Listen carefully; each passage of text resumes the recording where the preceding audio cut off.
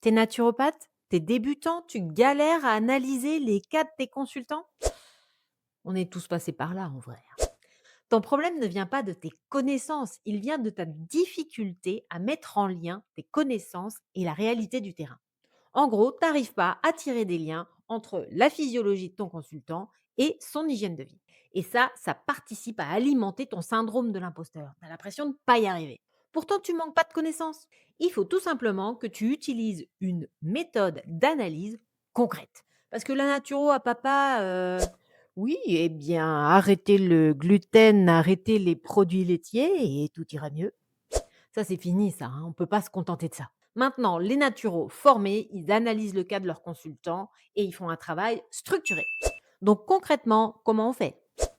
Étape 1, tu tries tes infos. Pendant ta séance, tu as sûrement recueilli des tonnes d'infos. Et c'est souvent ça le problème, on a des tonnes d'infos, on ne sait pas quoi en faire. Tu vas commencer par trier au niveau temporel. Parmi tout ce que t'a dit ton consultant, essaie de voir s'il y a des événements qui se recoupent, des événements qui se chevauchent et qui pourraient expliquer certains troubles actuels.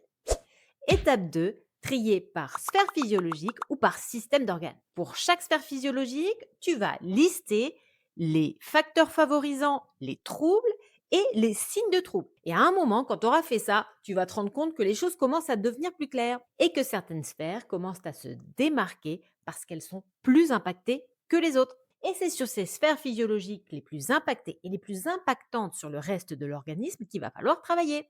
Étape 3, tu priorises. Tu le sais bien que tu ne peux pas tout prendre en charge à la fois. Et d'ailleurs, ce serait s'éparpiller.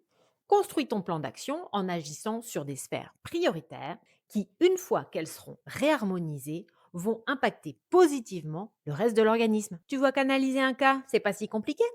Abonne-toi si tu veux que je continue à t'aider.